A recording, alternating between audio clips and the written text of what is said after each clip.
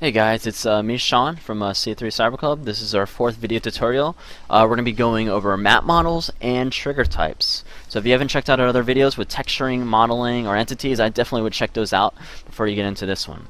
So let's get started. So map models. Map models are pretty much, it's basically like furniture. You have an empty house, and you need to place items in the house to make it look, furnish it. You have to make it look good.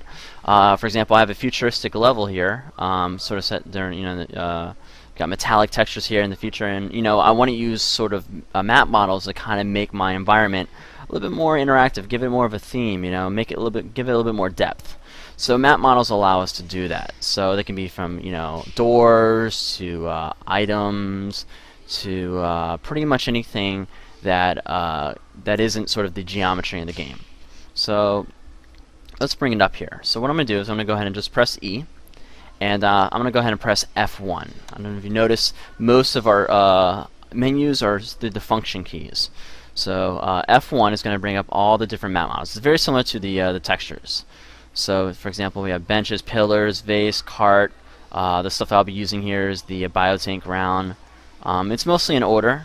We also have, for example, food and drinks, right, in its own little category. Vegetation, from like trees to bushes. These are things you can utilize, if you're making a forest. Even if we get to page 5 here, we actually have characters that we can put into the game. So I'm going to go back to right here, and I'm going to go on biotank. Okay. So once you click on biotank, it's going to pop up, and there's a couple ways we can move it around in our environment. This is our bounding box, okay, just like our entities. We can go ahead and move it off the y-axis here, and also the z-axis, up and down. I select the other side here, I can move it off this axis, and also up and down. If I select the very top of the box or the bottom, I can move it just on the x or y-axis. Okay. Also, if I hold down the left click button and I use my scroll wheel, I can zoom in, zoom out. Go ahead and move my map model right here. So that's pretty good. And I want to rotate it. So the way to rotate it, there's two ways. Let me show you the first way, and we'll show you the shortcut. Is if you go ahead and press F3, this brings up our properties. Okay. So we have the direction, the map model itself, the trigger type, the trigger tag, which we'll get into a little bit later, the radius, and also the color. So if I move the direction of it, I'm going to rotate it here. I'll just change this number, just like that. Okay. If I'm going to change the map model and put in something different, I just cycle through these numbers. So every map model is assigned a certain number. Okay. So trigger type, trigger tag, we'll get in that a little later, and also the radius, which is how, when you want the trigger type to be affected, you can make the radius bigger, and also the color. Now if you don't know what RGB stands for, it stands for red, green, blue. So this stands for the red value, this is the green value, this is the blue value. So I'm going to go ahead and bump up this number here to say 300, and you notice it turns red. And also the box here also turns red. So if we took our art class, Art 101, if we mix our blue and our red together, we should get purple. So here's our purple. Okay. So it's all really about going in there and mixing the different color values if you want to change your map model to a certain color. So I'm going to go ahead and go to 0. That just is the default texture right there. Okay. Now, if you want to find a shortcut to rotate your objects, just hold down R on your keyboard and use your scroll wheel, just like that. You can also cycle through all your different map models just by using your scroll wheel. It's very similar to the texture, the quick texture mode. Okay, so I'm going to go back to my biotank right here, and I want to go ahead and make a few of them. Let's go ahead and copy it. So I'm going to go ahead and press C to copy. I'm going to go ahead and click on the ground and press V. And now I just click on the ground and keep pressing V if I want to.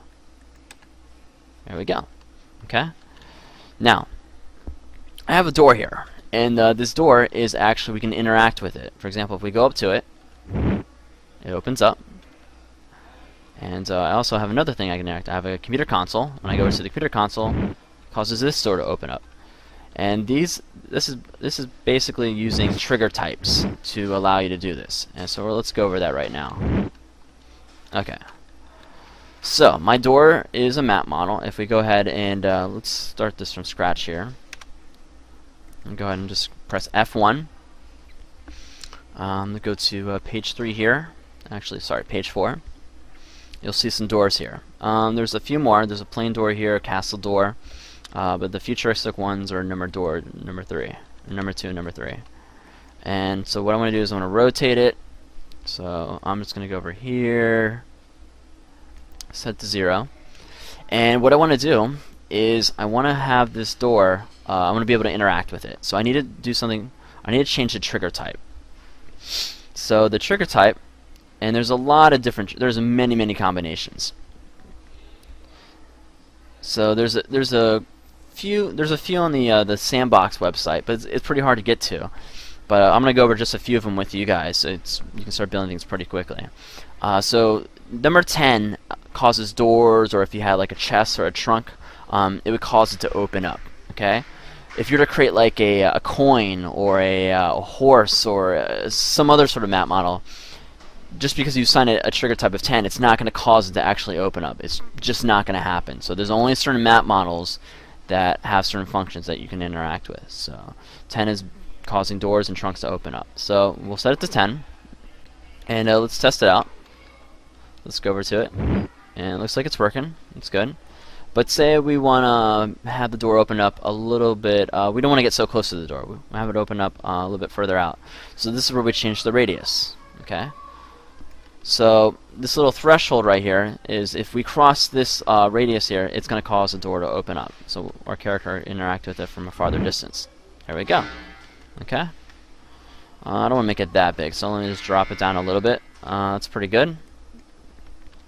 And perfect. Okay. So we got a computer console over here that causes this door to open. So we're going to be using a combination of trigger types. And we're also be going over tags. Let's open this up and see how it's working. So we have a trigger type of 10.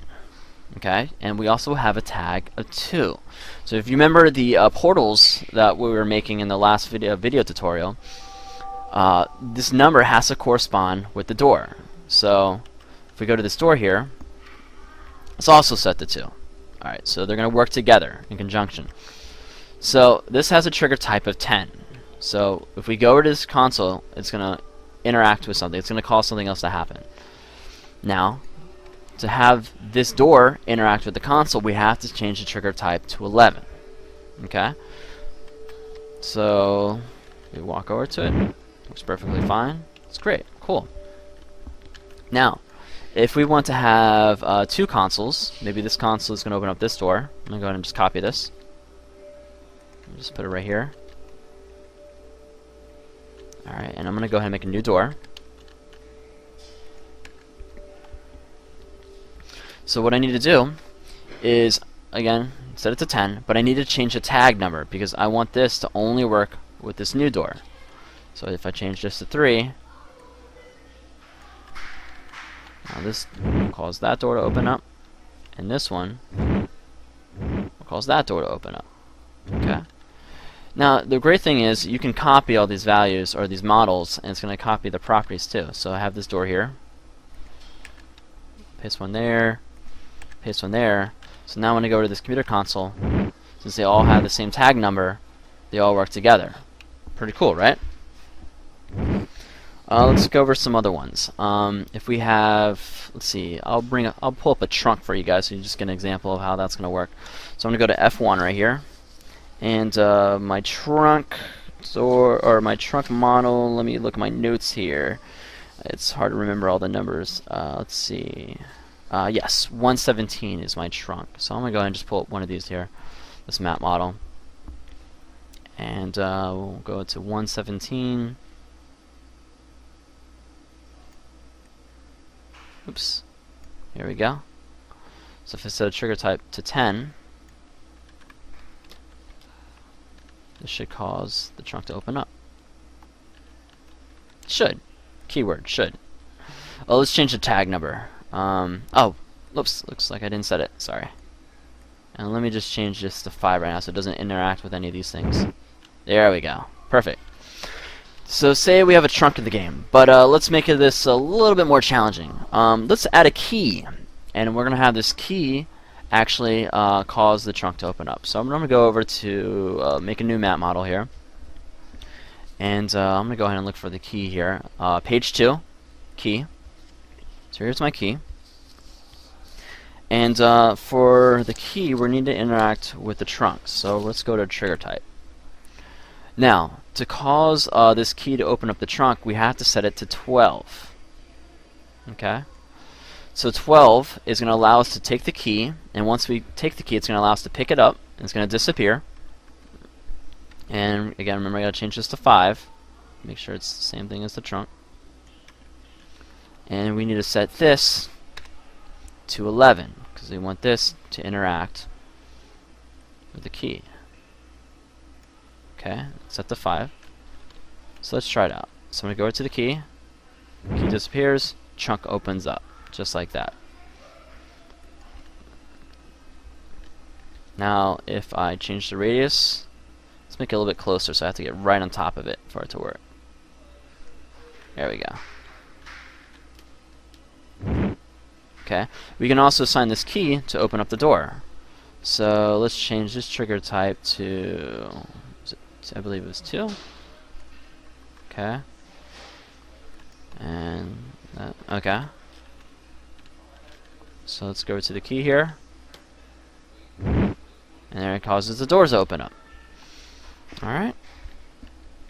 So there's also a switch that you can put into the game that you can interact with. This one is map model 21, so let's go ahead and change this to 21 here. And we'll have a list of stuff that you guys can go through on our website, so you guys can easily find this stuff pretty quickly.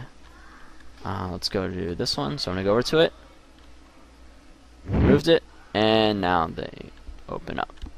Oh, one last thing I want to show you guys that's really helpful, another trigger type, is actually how to have your game end. So a lot of times you guys are making a game, and you get to the very end of the game, but the game still continues to go. Maybe you have to grab a special item, maybe you have to meet a person. We can set a trigger that allows us to do that. So I'm going to go ahead and make a new map model here. Let's go ahead and just maybe click on, what's a good thing to use here? Let's just do a character. Do the grizzly bear here. So with these map models, there's a set animation to it, and it just loops over and over and over. Now it's not a creature, it's just a map model, so it's not going to chase you or anything like that. It's just going to remain here and just loop through its animation. But we're going to go ahead, and we need to get to this bear to basically finish the game. He's the master bear, and we can only get to him to progress to the level. So what we're going to do is we're going to change this trigger type to number 29. 29 basically allows any map model that you touch to have the game automatically end. So let's go on to the very end. There we go. And let's test it out. And make sure you guys save your work before you do this, because if you don't, the game automatically is going to end and you're not going to be able to save any work. So I'm going to go ahead and do it right now. So you press escape, save map, and I'm going to go ahead and just press save right now. And the more map models you have, lights, textures, it's going to cause the game to just slow down. So make sure you keep that in mind when you're doing it. So here we go. We got our bear. We're going to go over to him. Doesn't look very happy. We go over to him, and the game automatically ends. So you see right here on the left hand side, game has ended, intermission, trigger type 29. So there you go.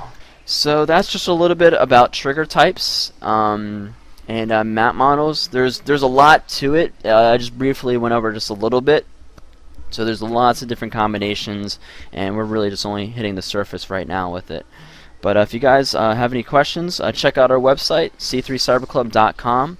Also check out Sandbox Game Maker. Do that. They have some great in-depth tutorials on there or through the Wikipedia page. Alright, so I hope to see you guys again, and take it easy.